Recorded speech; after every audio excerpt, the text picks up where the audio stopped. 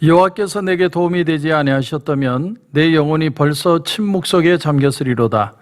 여호와여, 나의 발이 미끄러진다고 말할 때에 주의 인자하심이 나를 붙으셨사오며 내 속에 근심이 많을 때에 주의 위안이 내 영혼을 즐겁게 하시나이다. 아멘.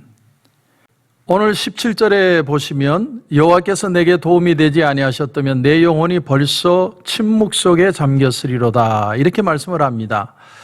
이 말은 다시 말하면 하나님이 나를 도와주지 않으셨으면 벌써 나는 망했다는 것이죠. 하나님이 지금 나를 도와주셔야 나는 망하지 않습니다라가 아니라 내가 이제껏 망하지 않고 평안 가운데 거할 수 있는 이유는 이미 하나님께서 나를 도와주시고 계시기 때문이다, 이런 고백입니다. 여기 키워드는 벌써입니다. 벌써. 내가 알기도 전에, 내가 고하기도 전에 벌써 하나님이 나와 함께하고 계신다. 그러니까 하나님이 나를 도와주시고 있다라는 증거는 이미 존재한다는 것이죠. 우리가 그것을 다시 찾아 나서고 하나님 도와달라고 간구하는 게 아니라 이미 하나님이 나와 함께 계심이 내 속에 나타나고 있다라는 겁니다. 그래서 사도 바울이 로마서 1장 19절 이하에 보면 하나님을 알 만한 것이 그들 속에 보임이라. 하나님께서 이를 그들에게 보이셨느니라. 창세로부터 그의 보이지 아니하는 것들 곧 그의 영원하신 능력과 신성이 그가 만드신 만물에 분명히 보여 알려졌나니 그러므로 그들이 핑계하지 못할지니라. 하나님이 계시다는 증거를 따로 우리가 찾아 나서야 되는 게 아니라 하나님의 계시다는 증거는 이미 계시다는 것이 드러나지고 있고 그것뿐만이 아니라 하나님의 능력, 하나님의 신성이 충분히 이미 우리에게 핑계하지 못할 정도로 나타나고 있다라고 사도 바울이 말하고 있다는 겁니다. 오래된 영화 중에 거짓말쟁이 야콥이라는 영화가 있습니다. 1944년 제2차 세계대전을 배경으로 만들어진 영화입니다.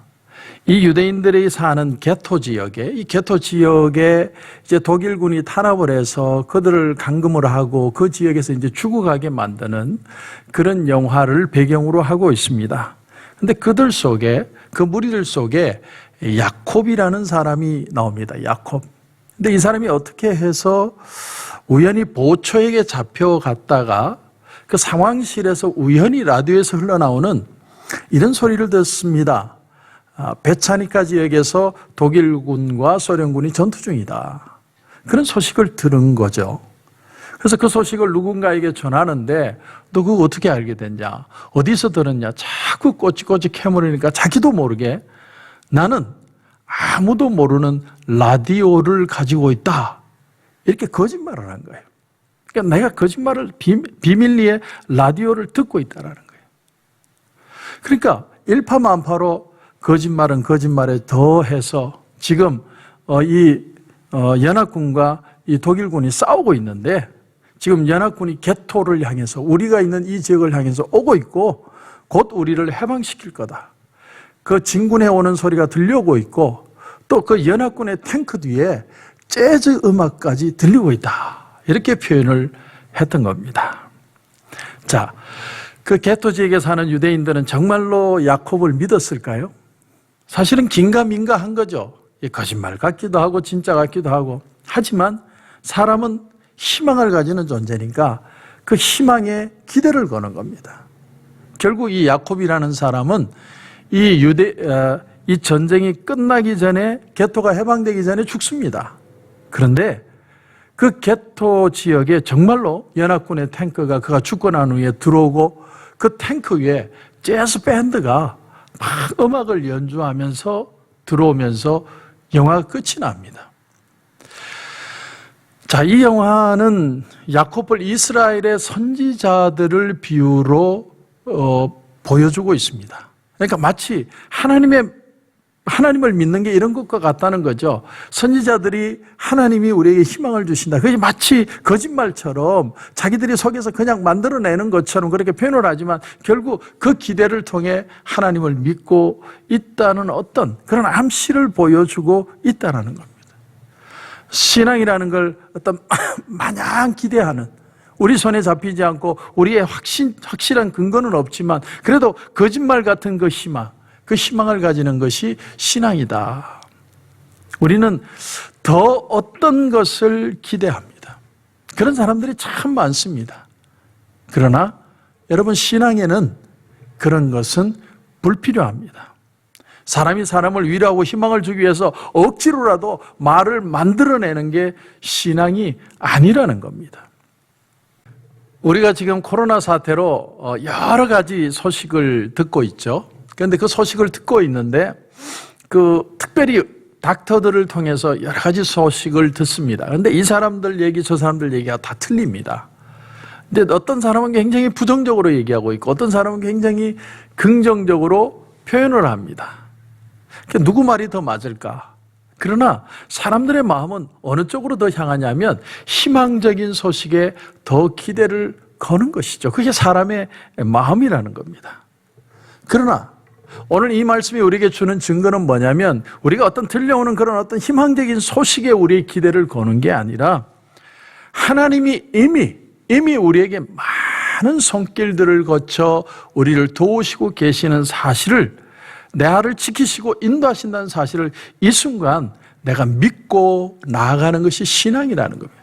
나는 하나님, 지금까지는 내가 도움을 받지 못했지만 이제는 나를 도와주십시오, 이렇게 기도하는 게 아니라 이미 내가 기도하는 이 순간 나를 돕고 계시는 하나님의 은혜를 발견한다. 이것이 바로 시편 기자의 고백입니다.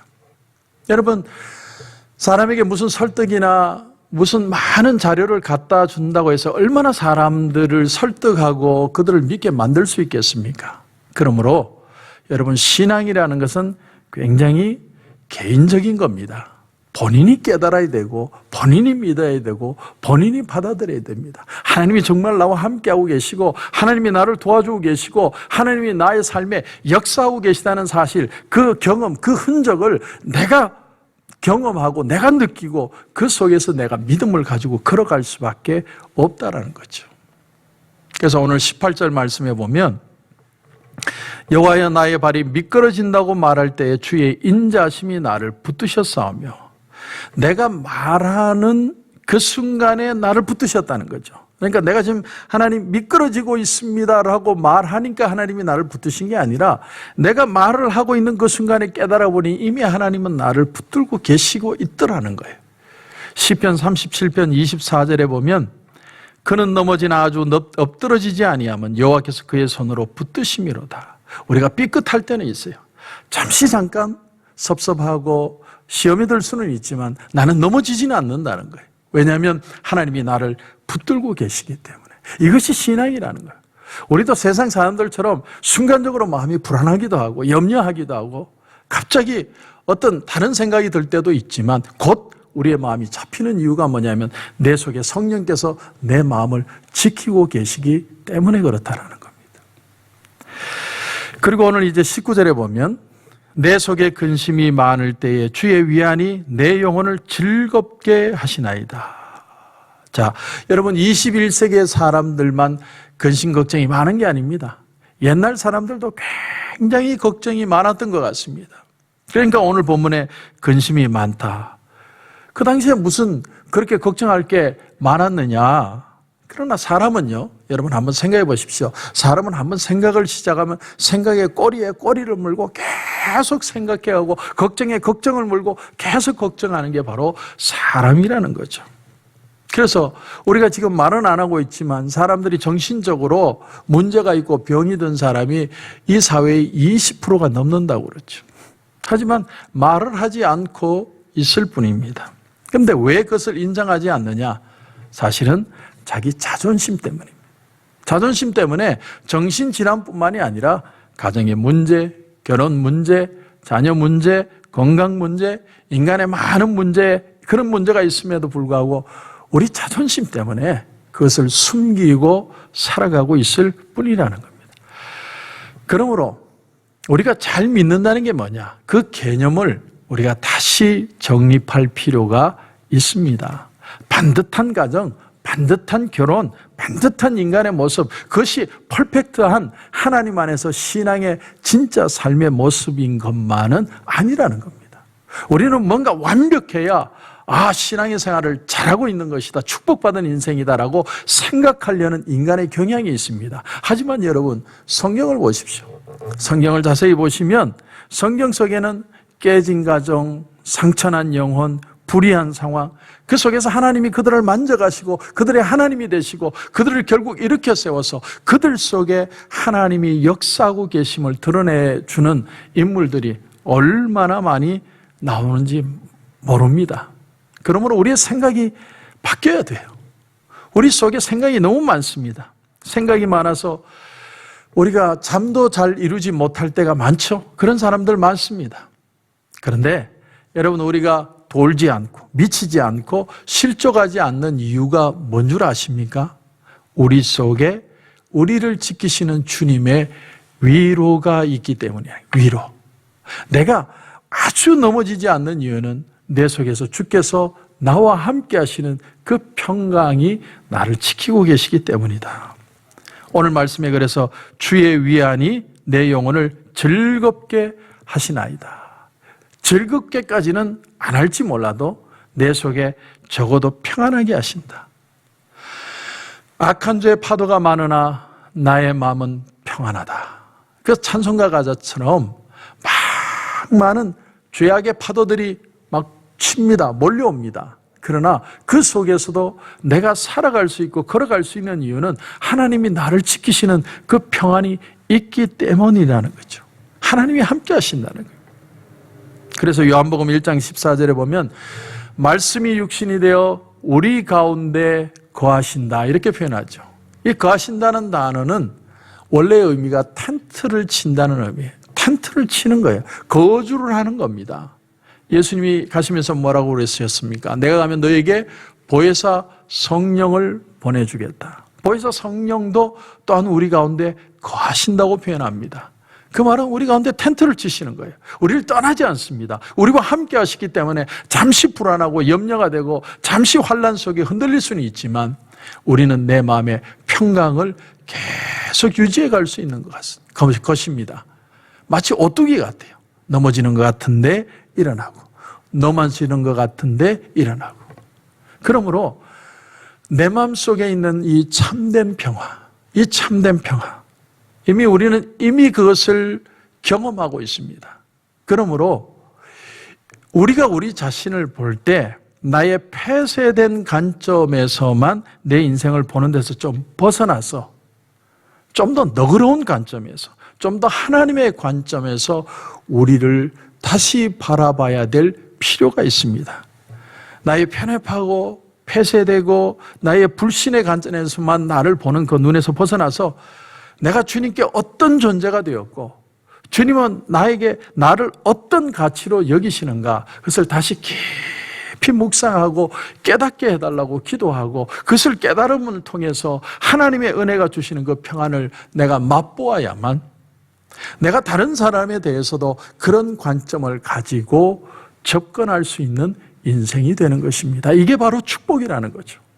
여러분, 우리는 이미 하나님의 축복 안에 거하고 있습니다. 우리가 못 느끼고 있을 뿐이죠.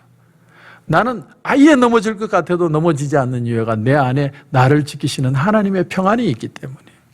그러므로 오늘을 살면서 세상의 많은 일들 속에 나를 보는 게 아니라 하나님의 은혜 안에서 다시 나를 바라보고 나의 가치를 알고 나를 통해 다른 사람의 가치를 다시 귀하게 여기는 이런 축복이 흘러가는 축복의 통로가 다 되시는 저와 여러분이 되시길 주님의 이름으로 축원합니다. 기도드리겠습니다. 하나님 은혜를 감사합니다. 오늘 말씀을 통해 나는 하나님 앞에 부르짖고 있는데 사실은 부르짖기 전에 나를 잡고 계시고 나와 함께하고 계시고 나를 지켜주고 계신다는 사실을 시편 기자는 고백하고 있습니다. 그렇습니다. 하나님의 은혜가 이미 내 속에 와 있는데 내가 그것을 모르고 살았습니다. 하나님, 오늘 시간 내 안에 거주하시는 성령과 함께 다시 한번 이 평안을 유지하고 나의 가치를 알고 나의 귀함을 깨닫고 나를 통해 또 많은 사람들에게 주님의 사랑을 전하는 귀한 축복의 통로들이 다 되게 하여 주시옵소서. 내가 완벽해야 하나님이 나를 기뻐하시는 게 아니라 이 모습 속에 이미 하나님은 나와 함께 하시고 기뻐하고 계시고 평안을 주시고 계시다는 사실, 그것이 믿어짐으로 승리하는 오늘 하루가 되게 하여 주시옵소서. 오늘도 기도하는 가운데 하나님 큰 은혜 주실 줄 믿고 예수님의 이름으로 기도드립니다. 아멘.